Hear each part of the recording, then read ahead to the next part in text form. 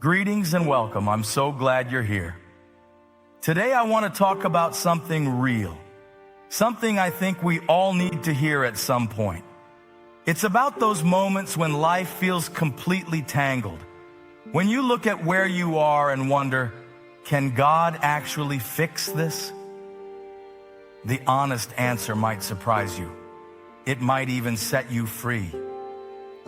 You know, there are moments in life where you look around and you just don't recognize the landscape anymore. Maybe you made a choice you wish you could take back. Maybe life threw something at you that knocked you completely off your feet. You look at the pieces of your life, your heart, your reputation, your peace, and they seem scattered all over the floor. And in that quiet, messy space, a loud thought whispers, "This is it. This is the mess you can't come back from." I want to talk to you today about the God who specializes in the impossible.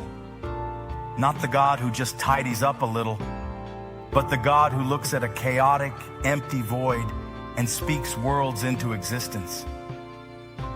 The same God looks at your mess, and instead of seeing a lost cause, he sees the raw material for a masterpiece. Think about the weight of that word. Restore. It doesn't mean repair, so it looks okay from a distance. In the Hebrew understanding, the word often implies bringing something back to its original state. Or even better, it's like taking a precious heirloom that has been shattered and painstakingly putting it back together, but filling the cracks with gold, making it more beautiful and valuable than it was before the break. That's the kind of restoration God is offering you. We get so caught up in the how.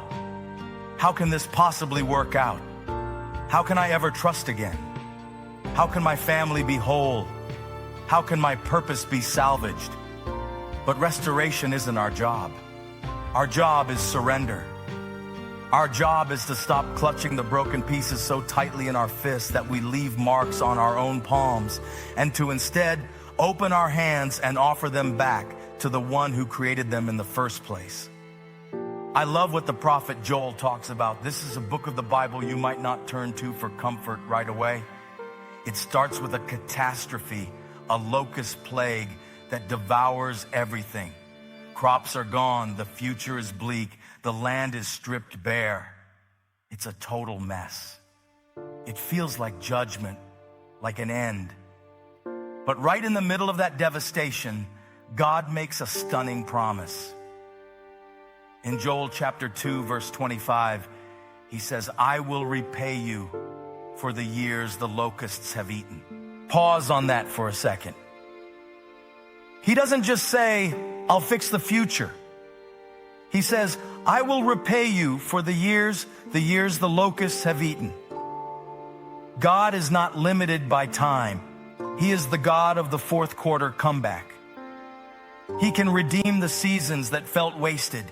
He can take the years you spent in anxiety, in bad relationships, in grief, in bad decisions, and he can bring a harvest from that very ground. He doesn't just stop the locusts, he restores the fruitfulness. He makes the barren land bloom again. I think sometimes we get stuck because we have a very human view of redemption. We think, well, I made this mess, so I have to live in it. This is my consequence.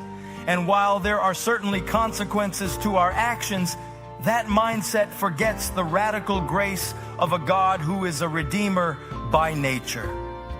That's the kind of God we serve. He's not up in heaven shaking his head at your failure. He's in the mud with you, looking for the lost thing. He's the shepherd who leaves the 99 to find the one sheep that wandered off and got itself into a thicket. He doesn't scold the sheep when he finds it. He throws it over his shoulders, rejoicing. And that restoration changes everything. It changes how you see yourself. You're no longer the person who lost the axe. You're the person who received it back by a miracle. You're no longer defined by the years the locusts ate. You're defined by the harvest that came after. Think about the nation of Israel again. After generations of exile, a remnant returned to Jerusalem. They came back to a city that was a pile of rubble. The walls were broken down, the gates were burned, and they were vulnerable and ashamed. It wasn't a quick fix. It was hard work. They faced opposition. People mocked them. They got tired. There were moments when the rubble probably seemed too heavy to move.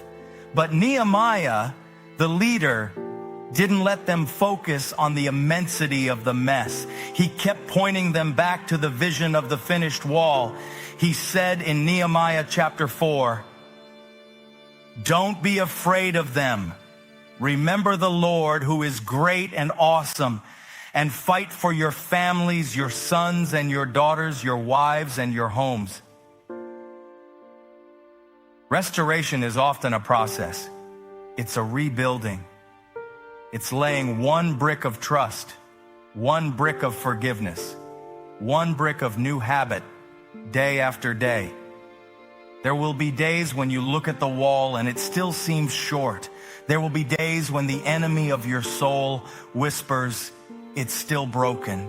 It will always be broken." But on those days, you have to remember the Lord, who is great and awesome. You have to remember the promise of the finished work. And here's the beautiful part of that story. They rebuilt the wall in just 52 days. When their enemies heard about it, the Bible says they lost their self-confidence because they realized that this work had been done with the help of our God. That's what your restoration will do. It won't just be a personal victory. It will be a testimony. When people look at your life, your marriage that was on life support now thriving, your heart that was bitter now soft, your purpose that was lost now found, they won't just see a strong person. They will see the hand of God. They will see that it was done with the help of your God. Your mess becomes your message. Your test becomes your testimony. So maybe you're sitting there today and you feel like that city. Your walls are broken. Your gates are burned. The enemy has walked through your life and helped himself. You're looking at the rubble and you have no idea where to even start. Start here. Give God the rubble. Give him the brokenness. Don't try to arrange the pieces yourself. Don't try to rebuild in your own strength. Just hand him the pieces. Say, "God, I can't see the wall. I can't see the future, but I trust you with the past and the present. I trust you to restore." Trust is a decision before it's a feeling. It's getting up in the morning and choosing to believe that God is who he says he is, even when your circumstances scream otherwise. It's speaking life over the dead areas. It's singing in the dark. God is not a quitter. He doesn't start projects he can't finish. If he started a good work in you, and he did, the moment you were knit together in your mother's womb, he is not going to abandon it because of a mess. The mess is not a surprise to him. He saw it coming, and he already prepared the rescue mission. The same power that raised Christ from the dead is living inside of you. That's not just a nice Sunday school phrase. That is the spiritual reality that fuels your restoration. The grave couldn't hold Jesus. The stone couldn't stop him. Death itself couldn't keep him. So, do you really think your mistake is stronger than his grace? Do you really think your shame is thicker than his love? Do you really think your mess is too deep for the one who spoke galaxies into being? No, it's not. Your story isn't over. The final chapter hasn't been written. The locusts have had their season, but God has the final say. He is the Alpha and the Omega, the beginning and the end. And he is standing in the middle of your mess right now, not with a clipboard to judge you, but with a towel to wash your feet and a nail-scarred hand to lift you up. Trust him to restore you, not just to patch you up, but to make you whole, to make you stronger, to make your life a monument of his mercy. The axe head is floating.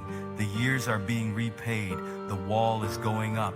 And the God who does immeasurably more than all we ask or imagine is at work. Be encouraged. You are not beyond repair. You are a candidate for a miracle.